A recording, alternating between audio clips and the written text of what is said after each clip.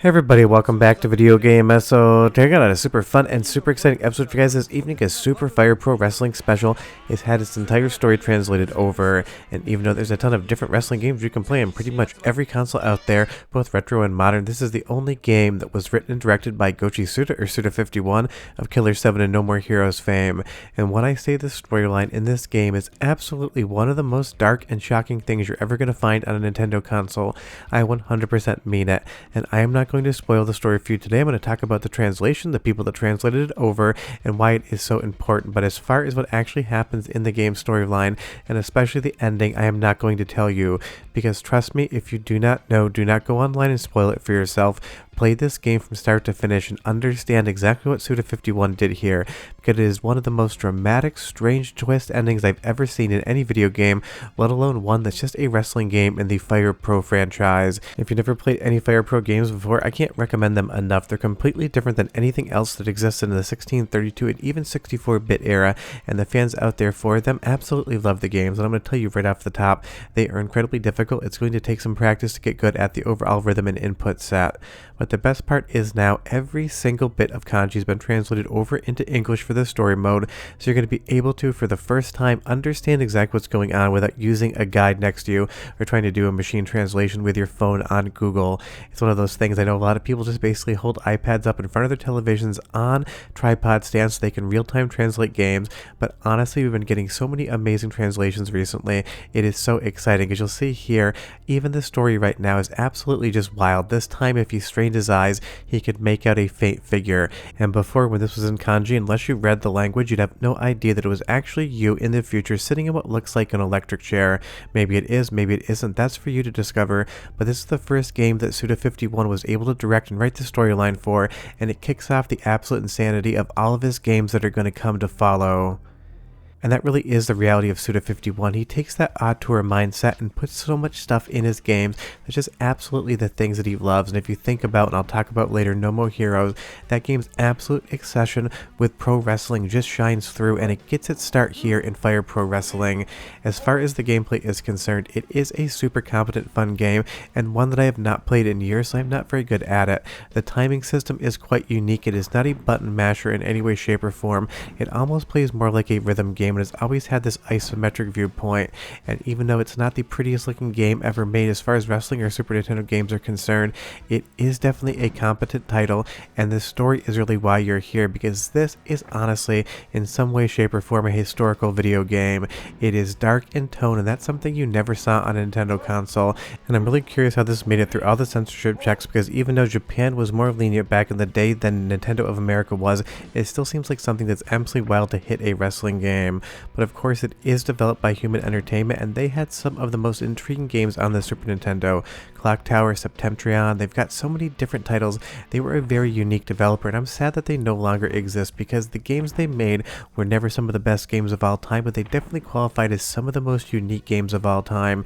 And Fire Pro Wrestling Special here definitely is at the top of the list as far as quote-unquote special games are concerned. And this is just the most drama you're ever going to get out of a wrestling story, and it starts right from the beginning. You have to go through the entire Champion's Road to be able to see your character progression, because you basically start out as a trainee wrestler and you have to get into the entire story. But even here, with all of this intro, it just absolutely oozes charm and flair. Sure, the footage isn't the most exciting thing in the world, because the game definitely moves slow, but it's got a sense of drama to it. It's got a sense of presentation that you'd see in basically every other Suda 51 game moving forward. But it would definitely increase the overall pacing, definitely get some better graphics in, and make the gameplay a little faster paced once you get to something like No More Heroes. But honestly, again, you can just trace his path from a game like this all the way through to his most recent game, No More Heroes 3, or at least the most recent I played. And this game has a spectacular soundtrack as well. Listen, and I'll be right back with a lot more footage.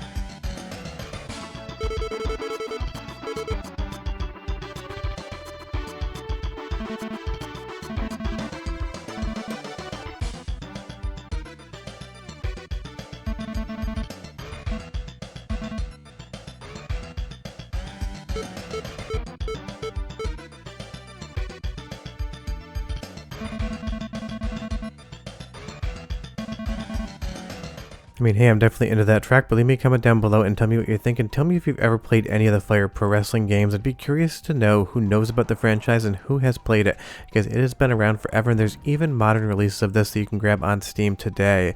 And again, if you try to play this game, definitely hang with it. Try to learn the overall pacing and understand what it's asking of you, and you'll realize there is a very deep wrestling engine underneath just the 16-bit graphics.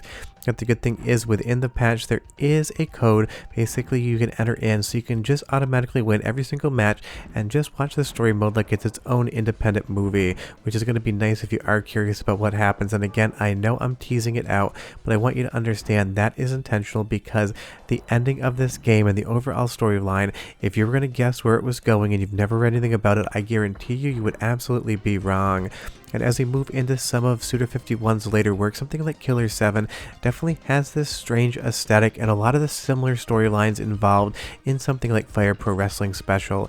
It's really interesting to follow his entire career and see just where everything goes, and it definitely starts from a wrestling game, which is the most unlikely place that you would think someone would get their design, aesthetic, and philosophy from, but is 100% where it is. And even in No More Heroes, when you get into the boxing ring and do your training with Travis Touchdown, you can see a lot of similar storyline beats and even that training mechanic going on in his later games.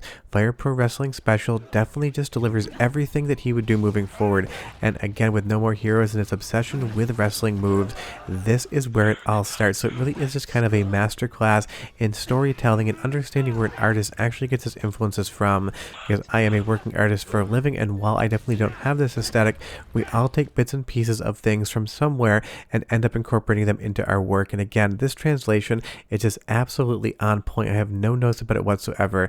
The translation was done by Boogle and I Can Cough Bit. I think I'm pronouncing that directly, and a lot of other people.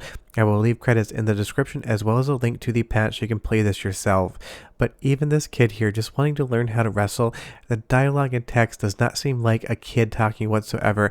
There's this drama, there's this flair, there's a sensation of weight and destiny involved in the writing. And again, before this, you really couldn't understand anything that was going on, and that really mattered. The storyline is just absurd, but that's what we expect when we think of Suda 51. No More Heroes on paper makes absolutely no sense whatsoever. And as a developer, Suda 51 just seems to say, you know what, I think it's entertaining, let's do this shit, we're going to run with it, and I think it's going to work out, and it definitely always does.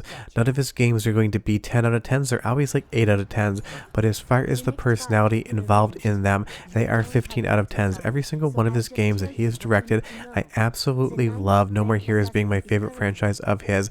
They're just the type of games that always hit if you like that aesthetic. And if you like wrestling games that aesthetic, you got even more. One more soundtrack sample and I'll be right back.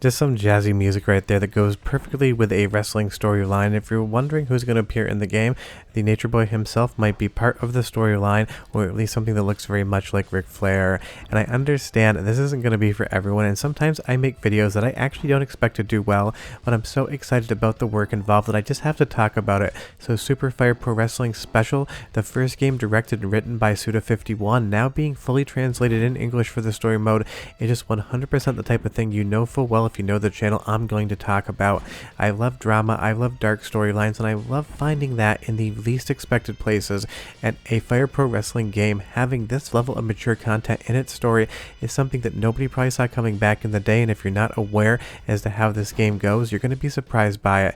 And trust me, even if you're not into wrestling games, give this one a shot just so you can understand the absolute absurdity that is the story and where all of Suda 51's work kind of gets its start, because it's right here. And I love this top rope. Dude just absolutely duffs it flat onto his face. It's an incredible game, it's an incredible translation, translation. I can't wait to have you guys experience it. And if you do know how it ends, leave me a comment down below and just tell me what you think of the ending without spoiling it for others. But we're done. We're going to take one more top rope dive here, and I'll see you guys next time. Bye-bye.